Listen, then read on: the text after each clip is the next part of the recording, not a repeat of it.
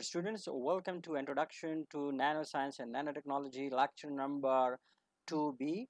I'm Dr. Pervez Ahmed, and this lectures we will have a discussions on the type of nanomaterials.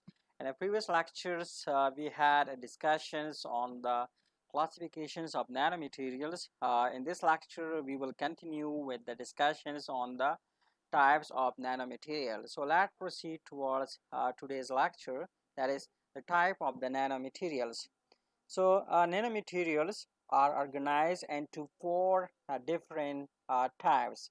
They are number first carbon-based materials, number second metal-based materials, which is also called inorganic nanomaterials, dendrimers, which is also known as organic based nanomaterials, and number fourth, the composite materials. So all the type briefly you can see. These are the four different types of the nanomaterials. Now we will discuss each of these type in a bit of details. So let's first proceed towards the carbon-based materials. So carbon-based nanomaterials are basically those nanomaterials in which the basic composition is carbon. So what it mean? It mean that these are basically the materials, the sort of the nanomaterial type of the nanomaterials, which is being composed of carbon. So carbon in a nano form, it can take the form of a hollow sphere, ellipsoids, or tubes. So respectively, we can call that. Whatever the form it takes, so we call that with respect to that particular shape. If it's a tube, so we call that nanotubes. It's a carbon nanotubes, or if it's sphere, so we call that carbon nanosphere. Ellipsoid, so we give the corresponding name to that particular carbon-based material. So the spherical and the ellipsoidal forms are referred to as fluorescence, while the cylindrical form are called nanotubes. So here you can see the example. Fluorescence, it's like a football like shapes. We have a separate lecture on this, which will be I think lecture number 17 or lecture number 18. And we have the sheet-like structures of the carbon-based materials that we call the graphene. So most popular structures, one of the most popular structures of the carbon-based material. And then we have the cylindrical, the helical structures of the carbon-based materials. It's also well known and is called as carbon nanotubes, or in short CNTs. Then we have metal-based nanomaterial, which is also called inorganic nanomaterial. So these materials, which are known as inorganic nanomaterials, these include quantum dots, nanogolds, nanosilver, and metal oxide like titanium oxide. So here you can also see, their structure or their morphology, and this in this particular figure.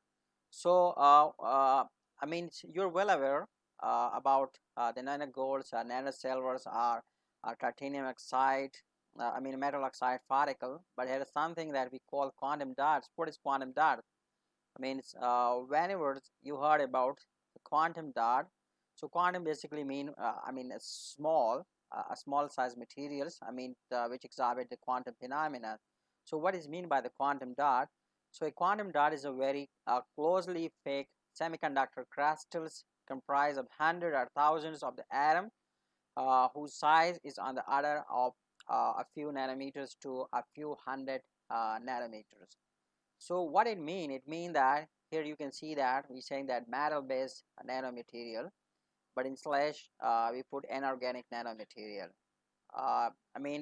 We call that inorganic nanomaterial because if we call it only metal-based nanomaterial, so here we're saying that's quantum dots. So quantum dots, they're basically semiconductors. So that's why we have the alternative names for this type of the nanomaterial that we call inorganic nanomaterial. So in inorganic we have metal oxide, and quantum dot, etc.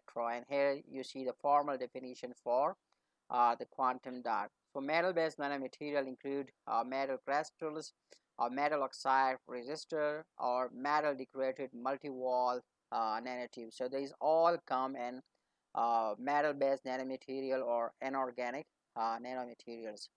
The third category we call that dendrimers. I mean, it's also known as organic nanomaterials. I mean, what I mean by organic nanomaterial, nanomaterial mean that the sort of the nanomaterial that can be found in nature. So, what is mean by dendrimers? Dendrimers are basically the repetitively branch molecules. The names come from the Greek words that is dendron, and dendron is basically mean a tree. The naturally found or the organically found tree-like molecules, we call them as dendrimer. So here you can see the shape. I mean, this is a regular dendrimer, and here is a dendron. This is the the image, or you can say the texture of the dendrimers. If you have not seen it before, so you can see it and you can observe it, that how the dendrimer look like. So these nanomaterials are nano-sized polymers built from branch units, and that you can clearly observe here, that these are the nano-sized materials. It's built from the polymers in a branch-like shape, and here you can see these branch-type morphology. Along with that, the surface of the dendrimers has numerous change ends. That you can easily observe here. Here you can see these are the surfaces, and you can see that these surfaces of the dendrimer that has numerous change ends. These are the numerous change ends which can perform specific chemical functions. These change ends are there for a specific purpose. Whatever the applications you intended for the dendrimer, so those applications that can be performed with these sort of the change end. Be remembered, dendrimers are used in molecular recognitions, nanosensing, light harvesting, and optoelectrochemical devices. Along with that, they may be useful for drug delivery. That is a sort of biomedical applications for the dendrimers. So dendrimers basically the organic type uh, uh, nanomaterials that is basically lying in the form of a tree-like structures. So that has a lot of applications. That they have a change end structures. That chain and structure, with that it can perform a specific some specific function or some specific application. So that is the reason that dendrimers has a wide range of potential applications and molecular recognitions, nanosensing, light harvesting, and optoelectrochemical devices. And along with that, it can be used for targeted drug delivery or carrying drug into different tissues, human tissues, or different human organs where it's impossible to carry the blood in normal conditions. The fourth type of the nanomaterials that we have is called composite. So, what are composites? Composites are combinations of the nanoparticles with other nanoparticles or with larger bulk type material. This is somehow the recognitions or the definition for the composite. That is, composite is basically the combinations of uh, two types of a material. It might be in bulk, it might be in nano. So nanoparticles like nano-sized clays are added to produce auto parts, packing material, etc. And the purpose for that is to enhance the mechanical, thermal, and flame retardant properties.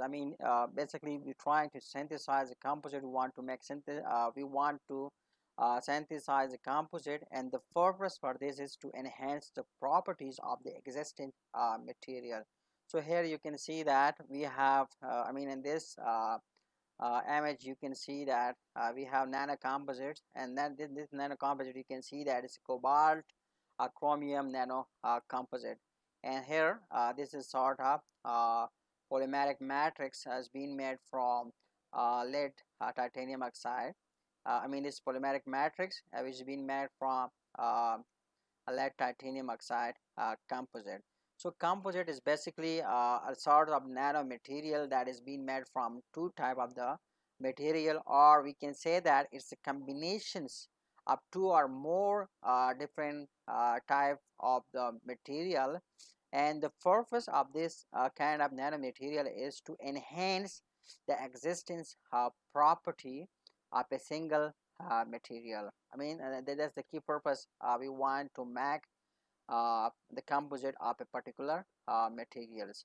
So how we summarize the types of the nanomaterial?